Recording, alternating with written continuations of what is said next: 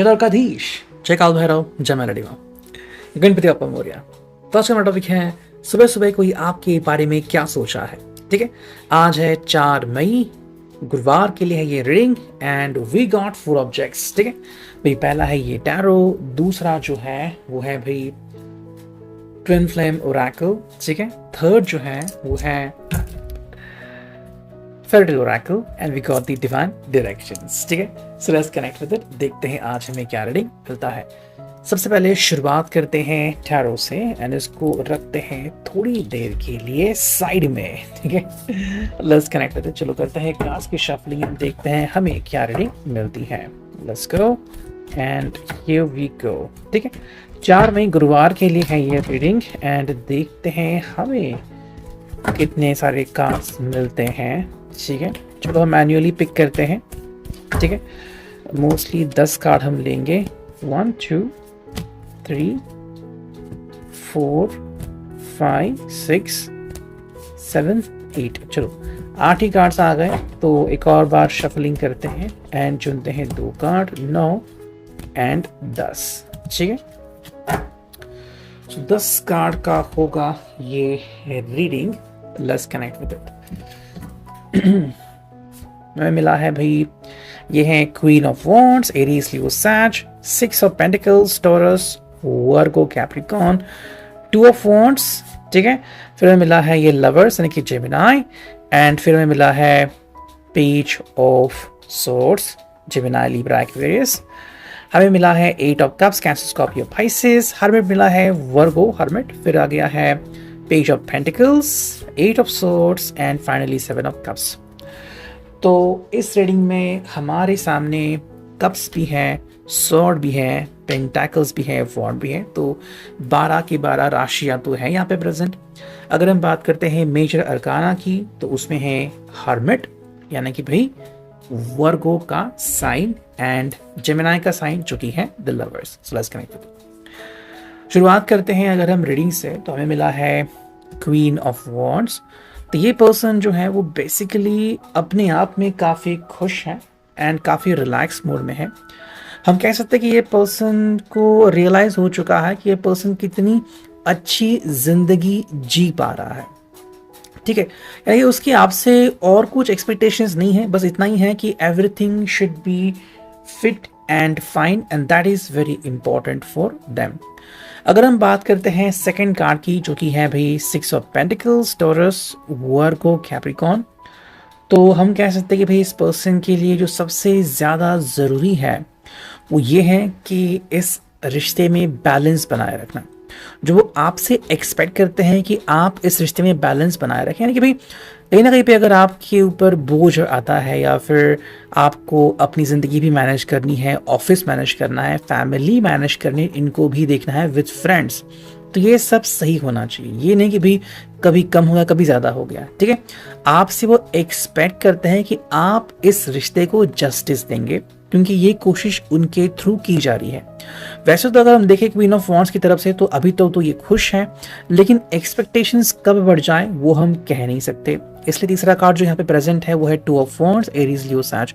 बहुत सी अपेक्षाएं हैं इनकी एंड शायद वो अपेक्षाएं आपको साझा करें, लेकिन जो मेरे हिसाब से फिलहाल हो रहा है कि आप उनके लिए समय निकाल रहे हो। अगर इनको कॉफ़ी पीनी है, अगर इनको बाहर घूमना है, टहलना है, आपसे बातें करनी है, आप किसी ना किसी प्रकार से फ्री करते हो खुद को। ठीक है, इसलिए सब कुछ सही हो रहा है। जिस दिन थोड़ी सी उनकी एक्सपेक्टेशंस बढ़ जाएंगी या फिर आपका टाइम स्केड्यूल स्ट्रिक्ट हो जाएगा, दिक्कतें शुरू हो सकती है। इसीलिए वो आपको पहले ही किसी ना किसी तरीके से शायद इंट्यूटिवली हो या फिर एक हंसी मजाक में हो, कहना चाहता है कि आप हमेशा इस रिश्ते को जस्टिस कीजिए। हमें मिला है चौथा कार्ड जो कि है लवर्स यानी कि भाई जेमिनाई का साइन। एंड अगर हम इसको देखें तो जो इम्पोर्टेंस हमें यहाँ पे दिखती है कि ये पर्सन आपसे बहुत ही ज़्यादा लगाव महसूस करते हैं, इनके लिए आप काफ़ी मैटर करते हो एंड आपके सिवा कोई और इनके लिए इम्पोर्टेंट नहीं है।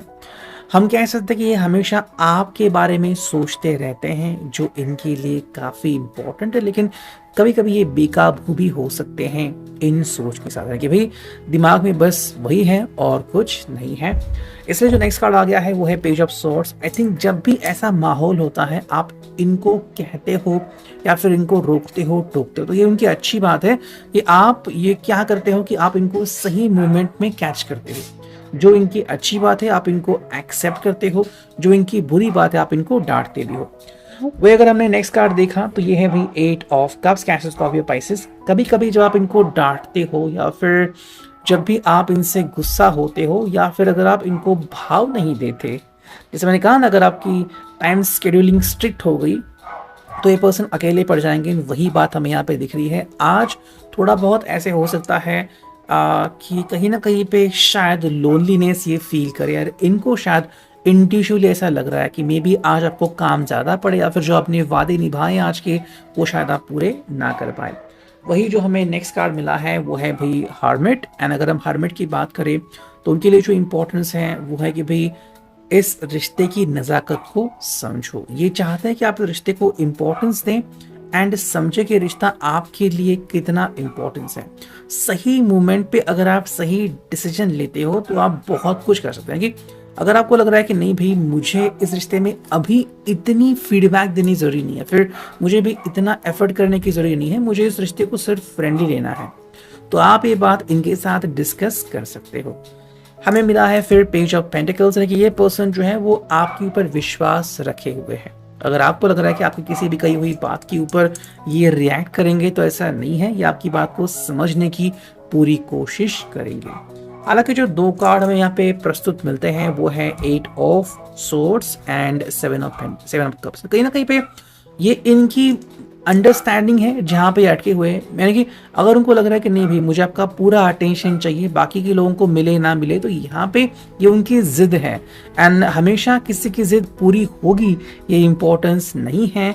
वही यहाँ पे वो कोशिश करते हैं कि आपसे और किस प्रकार से वो बातें या वार्तालाप कर सकते हैं। फ़ोन एक मीडियम हो गया, पर्सनली मिलना हो गया, या फिर जहाँ पे आप रहते हो अगर आप दोनों बहुत नज़दीक रहते हो तो कहीं ना कहीं पे वॉक इन हो गया आपका, तो किसी न किसी प्रकार से आपसे मिले, आपसे बातें करे, वो कोशिश शायद इनकी लगातार चलती रहती है। अगर हम यहाँ पे देखते हैं जो कि हैं भाई डिवाइन डायरेक्शंस, लेट्स सी हमें क्या कार्ड्स मिलते हैं। एंड यहाँ से हम चुनते हैं 3 कार्ड्स, ठीक है। लेट्स सी कि हमें वो क्या मैसेजेस मिलते हैं। Let's go. देखो भाई, जो पहला कार्ड हमें मिला है वो है गाइड्स, सेकंड कार्ड जो हमें मिला है वो है एनिमल्स, थर्ड जो कार्ड मिला है वो है करियर। अगर हम तीनों कार्ड्स को देखें तो कहीं ना कहीं ये पर्सन आपका ध्यान अपनी ओर पूरा अट्रैक्ट करने की कोशिश करते हुए हमें ज़रूर दिखेंगे। सेकंड कार्ड जो एनिमल्स है, कहीं ना कहीं यहाँ पे इनके लिए हीलिंग काफ़ी इंपॉर्टेंट। जैसे कि हमें कोई कभी बिल्ली दिखती है, कभी डॉगी दिखता है, तो हम इसको कुछ खाने को देते हैं या फिर हम उसकी फिक्र करते हैं। वही चीज़ वो आपसे एक्सपेक्ट करते हैं कि आप बार बार इनको समझे, इनको क्या चाहिए क्या नहीं वो बार बार देखे, ये उनसे एक्सपेक्टेड है। तीसरा जो कार्ड है वो है करियर। करियर में इनके लिए काफ़ी इंपॉर्टेंस इसलिए बढ़ता है बिकॉज ये आपके साथ कनेक्टेड रहना चाहते हैं, जो इनके लिए काफ़ी इंपॉर्टेंट है। हम देखते हैं ट्विन फ्लेम ओरेकल से हमें क्या रीडिंग मिलती है, ठीक है। इससे हम चुनते हैं 4 से 5 कार्ड एंड देखते हैं हमें क्या रीडिंग मिलती है। लेट्स सी 1 2 3 4 एंड 5, ठीक है। तो 5 कार्ड हमें यहाँ पे मिले हैं। देखो, जो पहला कार्ड है वो है भाई पेंडिंग डिसीजन। किसी न किसी बारे में या तो उनको आपको पूछना है या तो पूछ लिया है लेकिन जवाब नहीं मिल रहा है, या फिर वो खुद भी क्वेश्चन में है एंड आपसे पूछे या नहीं इसके बारे में सोचते रहते हैं।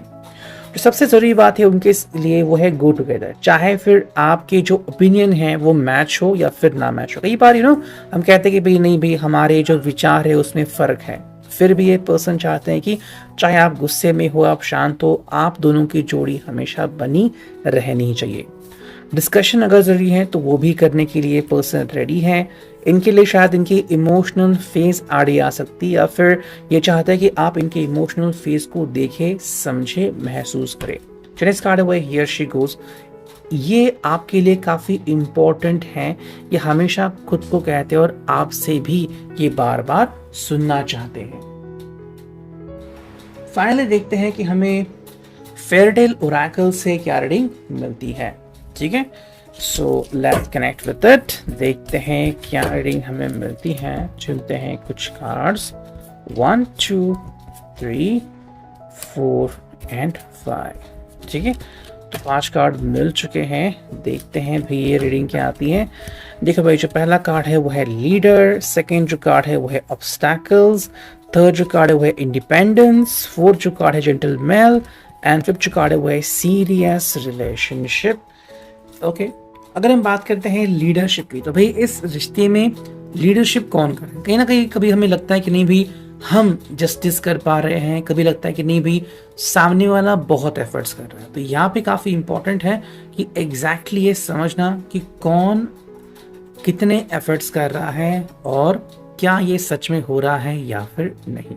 ठीक है, ताकि आप ये डिसाइड करें कि भाई इस रिश्ते में कौन डिसीजन लेगा और कौन इसको सुनेगा।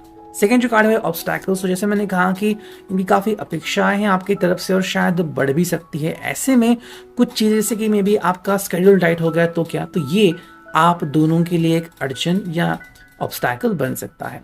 इंडिपेंडेंस इनके लिए काफ़ी इंपॉर्टेंट है भी, जो मे बी आपके साथ रह के इनको मिल रहा है। सवाल तब का आता है अगर आप शादी के बारे में सोच रहे हो या फिर आपकी जॉइंट फैमिली है और आपने अब तक इनको नहीं बताया है कि उसके बाद आप में काफ़ी चेंजेस हो सकते हैं, तो ये चीज़ उनको बाद में तकलीफ दे सकती है या फिर बार बार इसके बारे में सोचते रहते हैं।